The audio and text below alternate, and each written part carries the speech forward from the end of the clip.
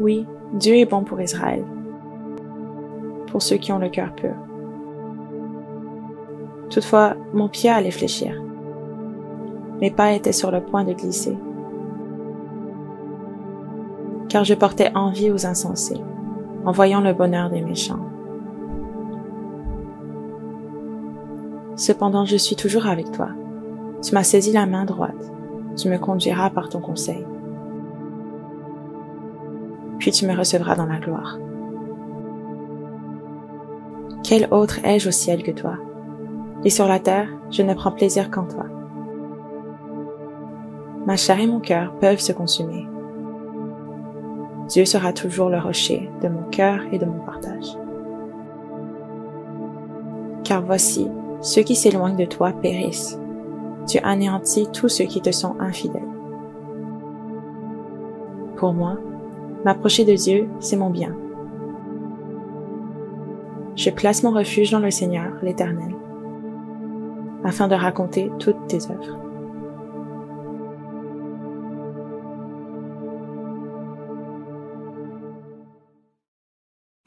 Torrent d'amour et de grâce, amour du Sauveur en croix, à ce grand fleuve qui passe, je m'abandonne et je crois. Je crois à ton sacrifice, ô Jésus, agneau de Dieu, et couvert par ta justice, j'entrerai dans le saint lieu. Ah, que partout se répande ce fleuve à la grande voix, que tout l'univers entende l'appel qui vient de la croix. Je crois à ton sacrifice, ô Jésus, agneau de Dieu, et couvert par ta justice, j'entrerai dans le saint lieu. Que toute âme condamnée, pour qui tu verses ton sang, soit au Père ramenée par ton amour tout-puissant. Je crois à ton sacrifice, ô Jésus, agneau de Dieu, et couvert par ta justice, j'entrerai dans le saint lieu. Je crois à ton sacrifice, ô Jésus, agneau de Dieu, et couvert par ta justice, j'entrerai dans le saint lieu.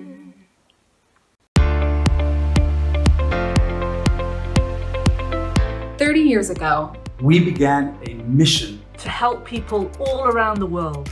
We wanted to make an impact that would ripple through society. So we decided to spread hope. Hope. Hope. Our mission is simple. Motivated by God's love, we partner with our neighbors in need, equip volunteers, respond to disasters, and strengthen communities to inspire greater hope in our world. Over the last 3 decades, we've impacted the lives of millions of people.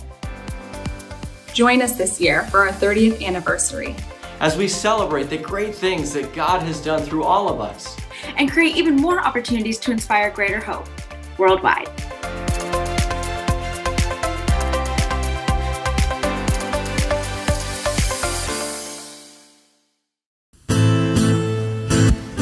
All right, now I hope you're ready to praise God this morning. We're gonna sing power because our Jesus, he does have the resurrecting power over death, over hell, and over the grave. Come on. Sing Jesus. Jesus got the power over death, hell, and the grave.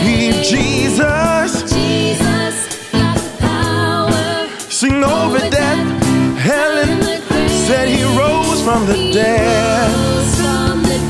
Oh, just like he said, the temple will be destroyed, and I'll build it again. Sing power,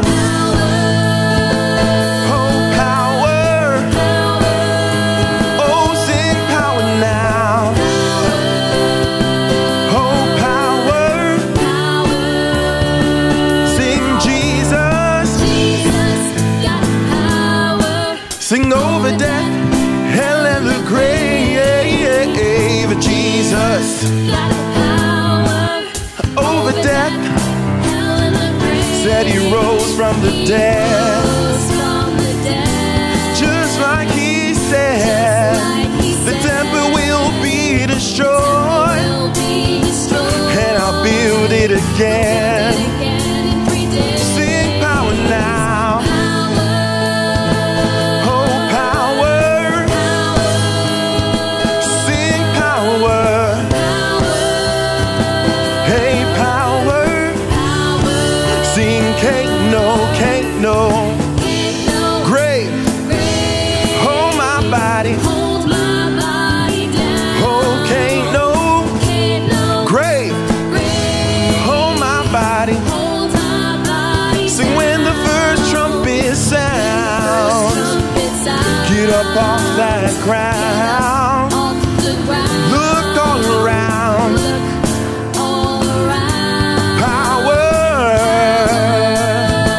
oh power, say my Jesus got it, hey sing power, oh sing and can't no grave, hold my body, sing can't no grave, hold my body, sing can't no grave, hold my body, oh can't no grave, hold my body, sing when the first trumpet sounds, get up off that ground, look all around, oh power, sing power, oh sing power, oh sing power, sing power, that wonder working, that mountain moving, that grave robbing, said you know he's got it, said my Jesus he got that, yeah I know he's got that, and I follow him with that, said my Jesus, oh he got that power, that resurrecting power now, sing power,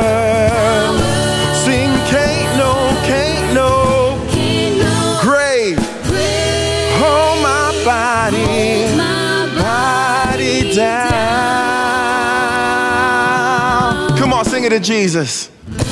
Woo!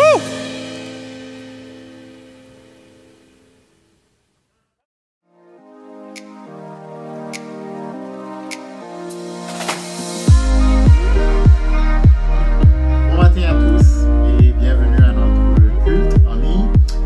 Je suis content de vous avoir avec nous et j'espère que ce temps que nous allons passer ensemble va vous aider à mieux comprendre Jésus et par conséquent à vous aider à vous rapprocher de Dieu. J'espère aussi qu'il va vous équiper avec les outils nécessaires pour faire face à vos défis. On fait tous face à des défis dans la vie et qu'il s'agisse de défis extérieurs comme la situation entraînée par la pandémie, des problèmes d'argent, l'indifférence, la méchanceté des gens autour de nous, ou de problèmes intérieurs comme l'anxiété, la dépression, la colère, un sentiment de honte, de culpabilité par rapport aux choses que nous avons faites dans le passé.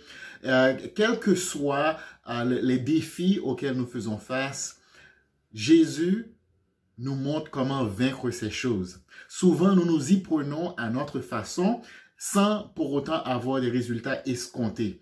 Et certains posent une question légitime, c'est est-ce que Jésus peut m'aider? Et ce que la Bible nous enseigne, ce que les évangiles nous enseignent, c'est que Jésus vient nous montrer une meilleure façon de vivre. Et il s'agit d'être animé par son esprit. Depuis quelques semaines, en tant qu'Église, c'est une thématique que nous étudions ensemble, être animé par l'esprit. Et ce matin, je veux explorer avec vous un autre aspect de cette réalité. Parfois dans la vie, on pense comprendre quelque chose alors qu'on passe complètement à côté. J'illustre pour vous. Mon ami Danny et confrère qui dirige l'église à Hamilton, qui a dirigé l'église à Montréal, comme vous le savez, certains d'entre vous, pendant plusieurs années, m'a raconté une histoire, quelque chose qui lui est arrivé un jour. Donc là, on remonte ça remonte à très longtemps dans le passé, avant même que Danny devienne évangéliste, avant qu'il était marié. Donc Danny était jeune dans la foi. Et Danny s'en alla partager sa foi. Donc il rencontre quelqu'un sur son chemin et la personne se montre très désireux d'apprendre, de connaître le message. Et il invite Danny à venir chez lui. Donc le soir même, Danny se rend chez la personne et à sa grande surprise, il reçoit un accueil incroyable. L'homme lui prépare un dîner de roi avec de beaux couverts, l'argenterie, même des bougies. Danny se dit, waouh, quel accueil! Et Danny commence à parler à l'homme de Jésus, alors que l'homme lui dit, attends, parle-moi de toi. Parle-moi de toi. Danny dit, bon, écoute, je veux partager avec toi le message de Jésus. Et l'homme lui dit, non, c'est pas Jésus qui m'intéresse. Avec des yeux grands ouverts, il dit, Danny, c'est toi qui m'intéresse. Donc, Danny n'avait pas bien saisi les intentions de l'homme. Donc, le fait est que ça nous arrive à tous. On pense comprendre quelque chose, puis on passe complètement à côté. Ça a été le cas pour moi pendant plusieurs années. J'ai grandi dans une église catholique. J'allais à l'église. Et puis, durant mon adolescence, je me suis joint à une église protestante. Donc, j'entendais parler de Jésus, j'entendais la lecture de la Bible sur une base régulière, sans pour autant comprendre le message et l'identité de Jésus. Et je pense que ça peut arriver à plusieurs personnes. Il y a quelques semaines, nous avons célébré Pâques. Nous avons reflété, commémoré la crucifixion de Jésus et sa résurrection. Les évangiles nous enseignent que Jésus a été crucifié quand il avait 33 ans. Et 3 jours plus tard, il revint à la vie. Voici le point essentiel de la foi chrétienne. C'est Dieu fait chair qui est venu payer le prix de nos fautes et nous réconcilier avec lui si nous répondons à son invitation. Et c'est une invitation qui est lancée à tous. Les évangiles, par contre, nous rapportent qu'avant ces événements, Jésus passa 3 ans à prêcher, à enseigner, à donner des signes miraculeux pour prouver qu'il était Dieu incarné. Ma question pour vous ce matin, Savez-vous sur quoi Jésus a enseigné le plus? Quel était le sujet, le concept sur lequel il a parlé le plus? Est-ce que c'était l'argent? Est-ce que c'était l'amour? Est-ce que c'était l'enfer, le paradis, la foi, la prière, le pardon, le péché, l'Esprit Saint, la pureté?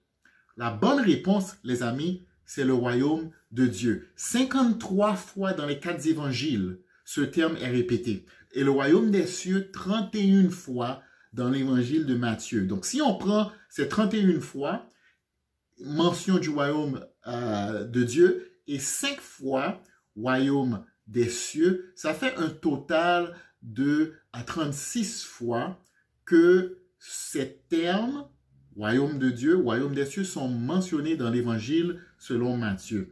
Donc, presque à chaque fois que Jésus prend la parole, il parle du royaume de Dieu, du royaume des cieux. Donc, qu'est-ce que ça veut dire? Tout ce qu'il a dit, tout ce qu'il a enseigné doit être compris dans ce contexte.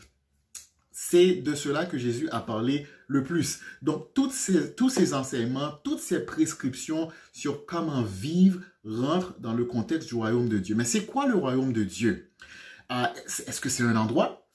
À une certaine époque de ma vie chrétienne, j'associais le royaume de Dieu exclusivement avec l'Église. Mais récemment, j'ai compris que, il y a plusieurs années, que le royaume de Dieu est bien plus grand que l'Église. En fait, le royaume de Dieu, le mot grec basileia veut dire règne, autorité de Dieu. Donc, le royaume de Dieu, c'est le règne de Dieu, c'est l'autorité de Dieu. C'est tout ce qui est sous le règne de Dieu, incluant l'Église, le ciel. C'est comme une dimension parallèle.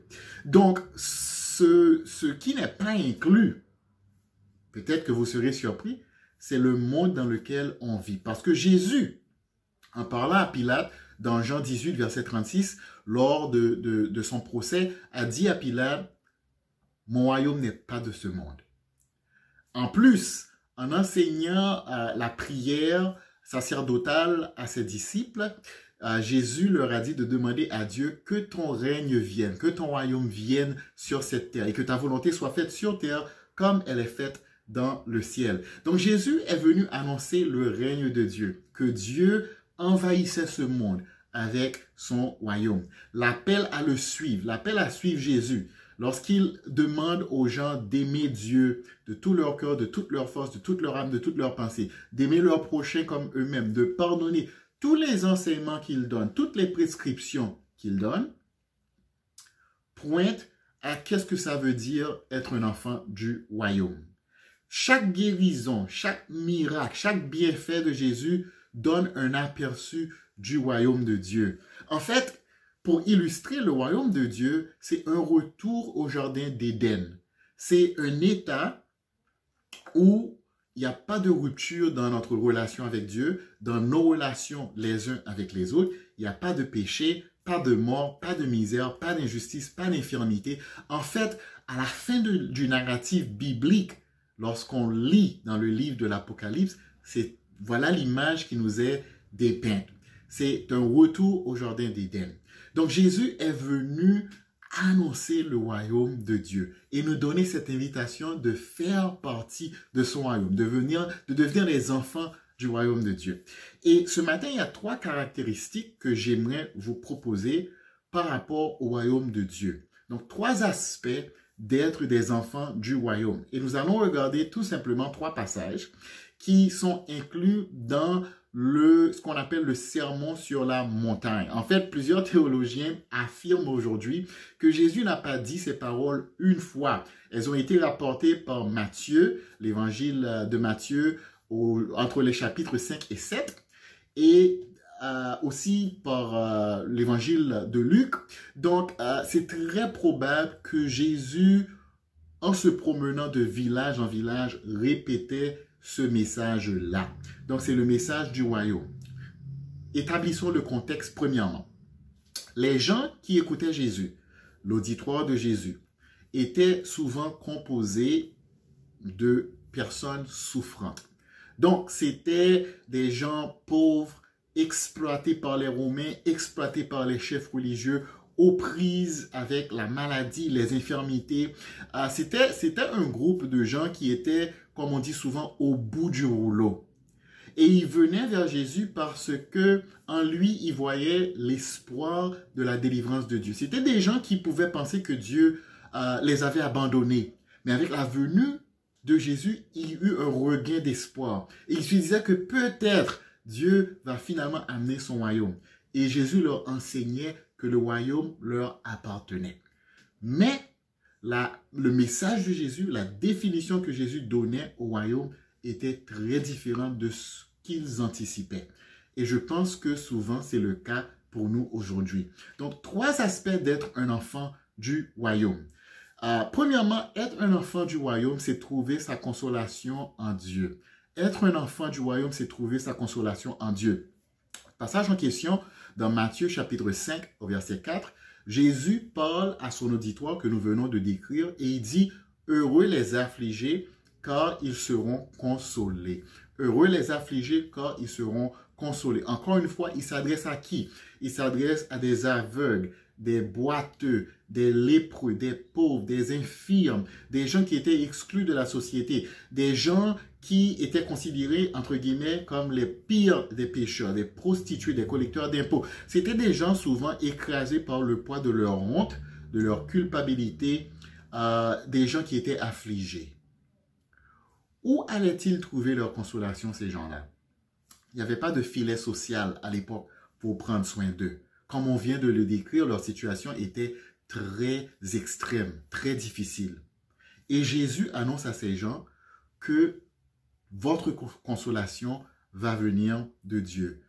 Tournez-vous vers Dieu. C'est lui qui va essuyer toute larme de vos yeux. C'est lui qui va engloutir la mort par la vie. C'est lui qui va enlever tout deuil, tout cri de douleur. C'est lui qui va faire en sorte que les premières choses seront disparues et les nouvelles choses viendront.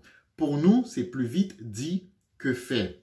Lorsqu'on est affligé par la maladie, par des défis quelconques, on veut être consolé. Et on ne veut pas être consolé dans un temps futur, on veut être consolé présentement.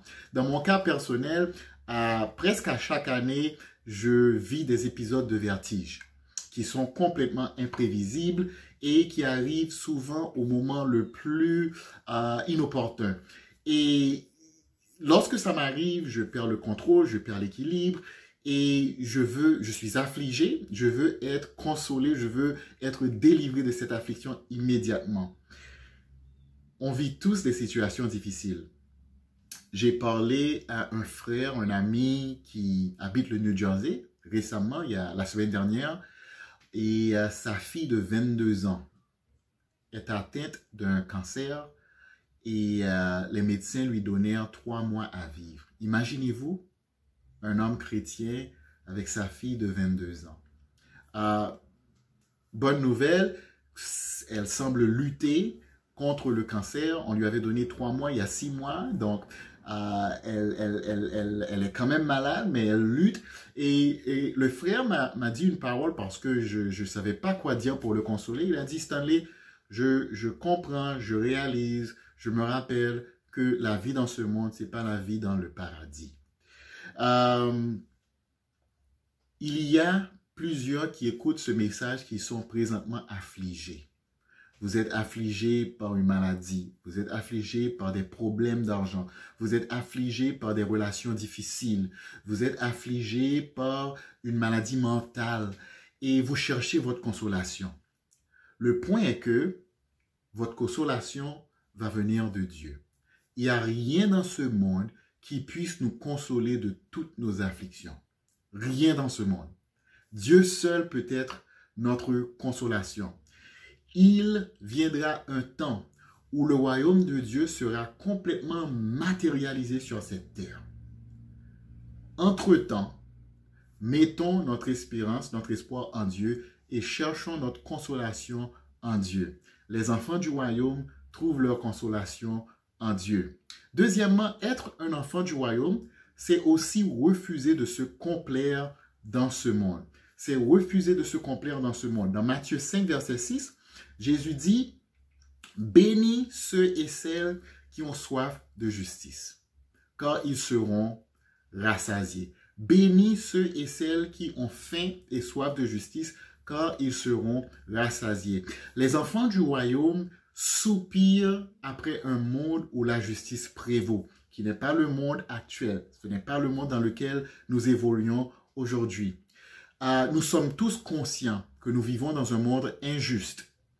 Récemment, nous avons appris qu'il y a une montée de crimes, de harcèlement contre les Asiatiques.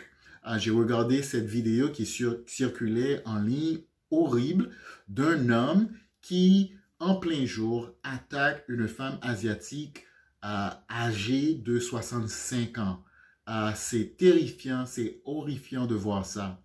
Et ce n'est qu'un exemple parmi tant d'autres. Vous avez sans doute entendu parler de l'attentat qui a fait plus de 8 morts, je crois, à Atlanta.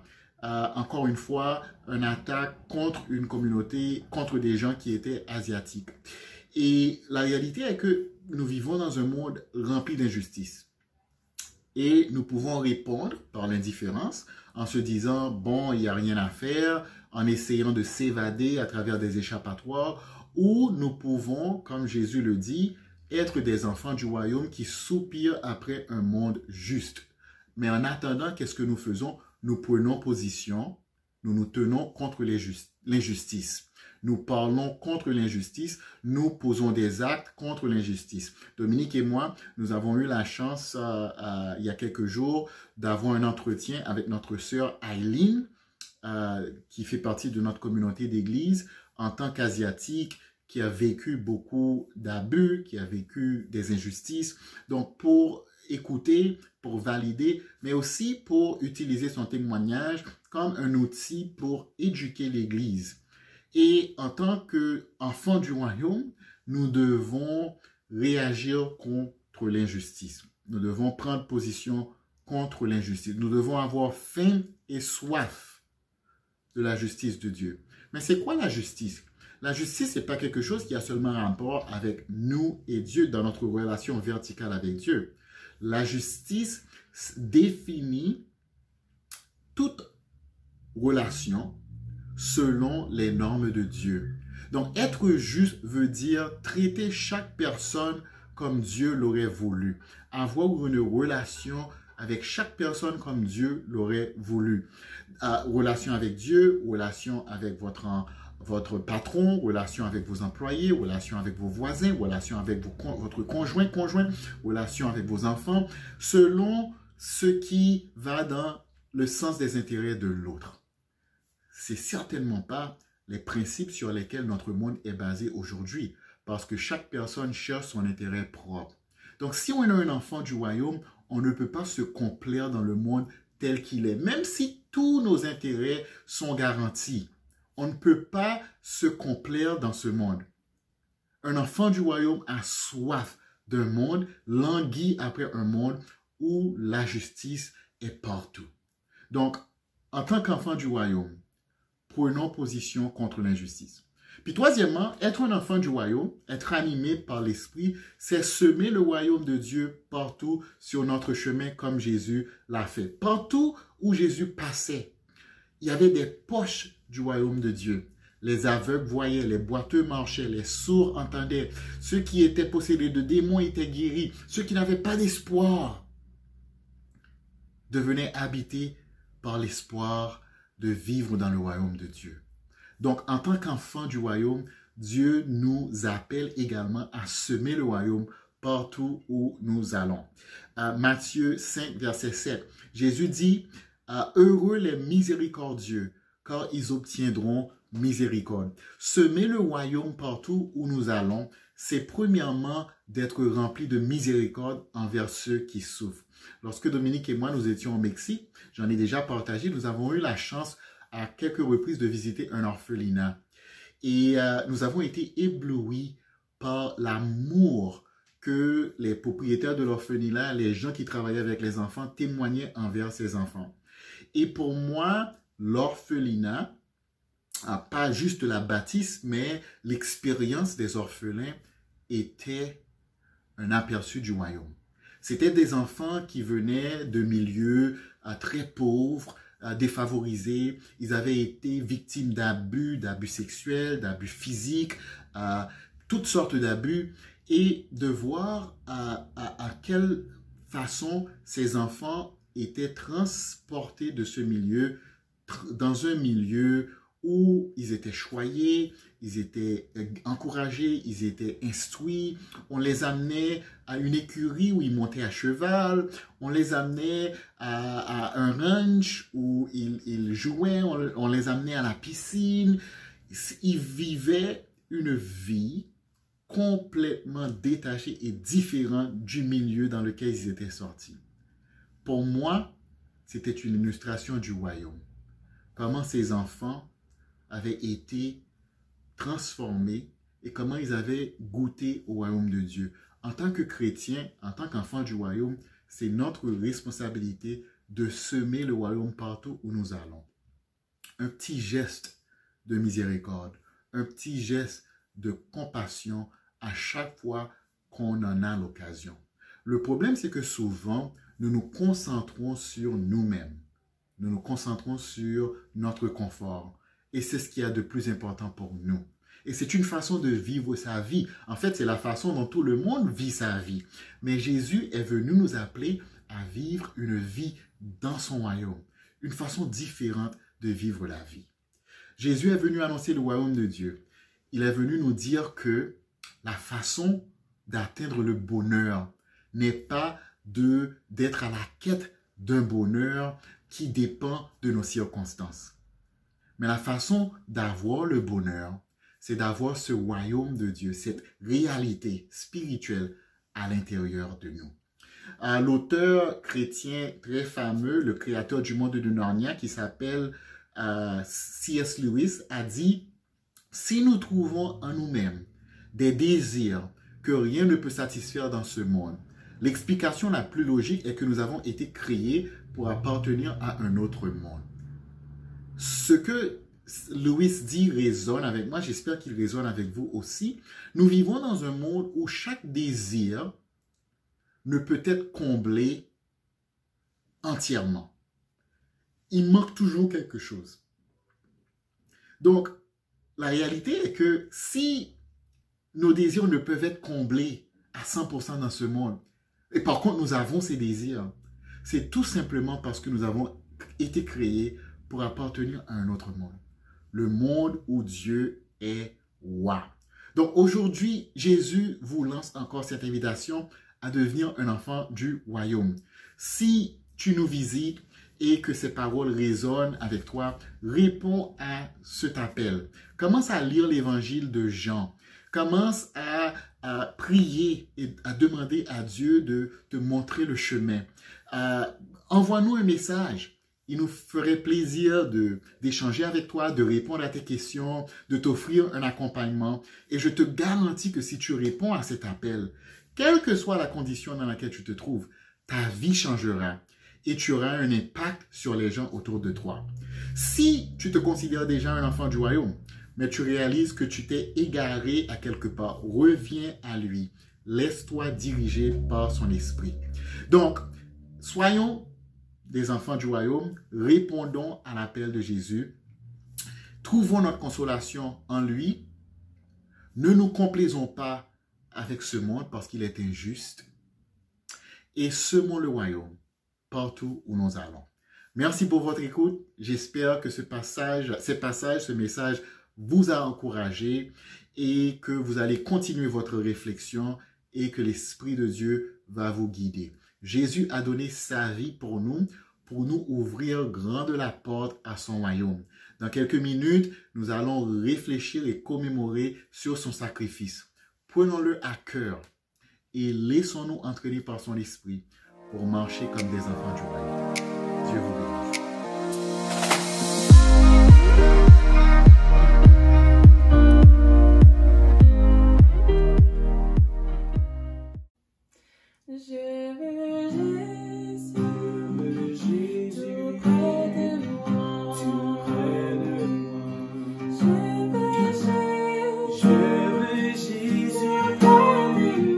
Tout près de moi.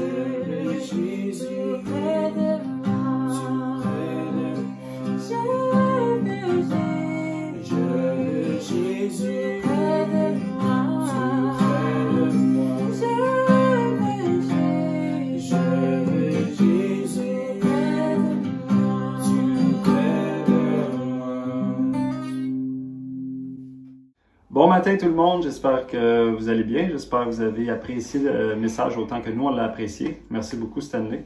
Je vais laisser Océane débuter avec un commentaire. Ensuite, je vais suivre, puis on va poursuivre avec les annonces. Donc, merci Stanley pour ton message. J'avais jamais pensé de cette façon-là du royaume de Dieu et je trouve que c'est une belle perspective. J'ai beaucoup aimé la phrase que tu as dit de C.S. Lewis. Ça dit « Si nous ne pouvons pas être parfaitement comblés en ce monde, c'est peut-être parce qu'on a été créé par un autre monde. » Donc, merci beaucoup pour ton message. Ça m'a vraiment touché. Ouais, merci Océane. Moi aussi, cette approche-là, ça m'a fait du bien. J'ai trouvé ça rafraîchissant et inspirant qu'on puisse aborder la question du royaume au travers de notre consolation qu'on trouve en Dieu, de notre aspiration à la justice et enfin au travers de la miséricorde. Puis je trouve que c'est trois bases essentielles dans la foi. Puis c'était beau, c'était inspirant que tu nous amènes la réalité du royaume dans ces trois aspects-là. Ça me faisait penser la phrase dans Michée, chapitre 6, verset 8, où Dieu nous rappelle qu'est-ce qu'il souhaite pour nos vies, pour nos cœurs, à savoir qu'on pratique la miséricorde. Donc, on aime la miséricorde, qu'on pratique la justice et qu'on marche humblement avec Dieu. Puis, je trouve que ton message allait vraiment dans cette portée-là. Ça fait que, personnellement, ça m'a beaucoup touché, encouragé et je t'en remercie. Alors, on va poursuivre avec les annonces. Le dimanche 25, dimanche prochain, il va y avoir l'Assemblée générale annuelle. Donc, il y a un courriel qui a déjà été envoyé par Manuel. Si vous ne l'avez pas reçu, ben, vous pourrez le manifester pour qu'on vous envoie le lien. Ce serait important d'être là pour qu'on puisse avoir le quorum minimal pour que l'Assemblée générale soit valide. Ensuite de ça, dimanche prochain, toujours à 10h30, il va y avoir le service en anglais sur la chaîne YouTube. Donc, même poste, même heure. Et lundi, le 19, il va y avoir des cours de français. Vous pourrez voir dans le courriel envoyé par Manuel, le lien va y être. Oh non! Ok, donc la mission ça va être par groupe de famille. Et jeudi à 7h, il va y avoir une méditation pour les femmes. Il va y avoir le lien Zoom dans le courriel le lundi. Et voilà, bravo Céane. Est-ce que c'est ça qui Ça l'est rappelé, écrit? c'est en plein ça. Okay.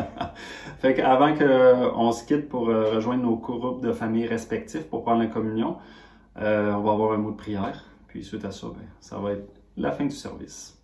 Donc Père éternel, Seigneur Jésus, Esprit Saint, je te rends grâce, je te loue, je te remercie d'être qui tu es.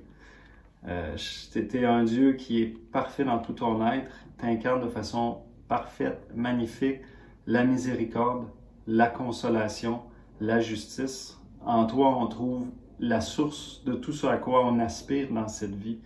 Puis c'est consolant, c'est apaisant de se rappeler qu'on a été créé par toi et pour toi. Et c'est vraiment en toi qu'on se retrouve pleinement. Donc je te remercie, Seigneur, d'être ce Dieu, d'avoir toutes les qualités qui font de toi réellement un bon Dieu. Et je te rends grâce, Seigneur Jésus, pour ta présence, pour ton sacrifice, qui nous permettent d'avoir cet espoir d'un jour être parfaitement réconciliés à ta lumière, à ta présence. Et je te remercie de nous accompagner jour après jour au travers de nos défis et nos déboires, sans jamais nous abandonner et toujours être là, prêt à nous encourager puis à nous consoler. Je te rends grâce et je te loue, et c'est dans ton nom, Seigneur Jésus, que j'offre cette prière. Amen. Amen. Bon dimanche tout le monde.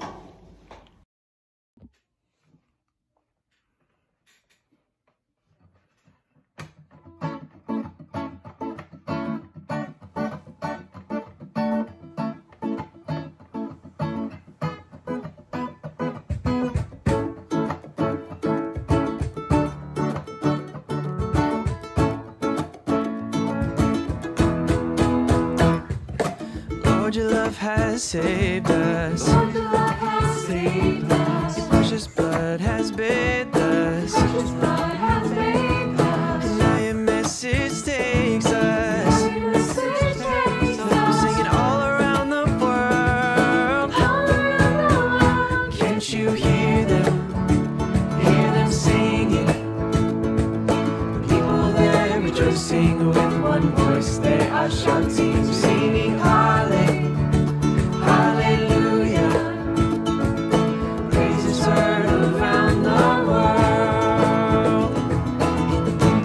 Creation, into all creation, to each and every nation, each and every nation, sending your salvation, sending your salvation, singing all around the world, all around the world. Said, can't you hear them singing? The people there rejoicing, and with one voice they are shouting, we're singing hallelujah. Hallelujah, praises heard around the world. Against the demons fighting, Against the demons fighting, Holy Spirit guiding, Holy Spirit guiding, family we're united, family we're united, singing all around the world. all around the world. Said, can't you hear them?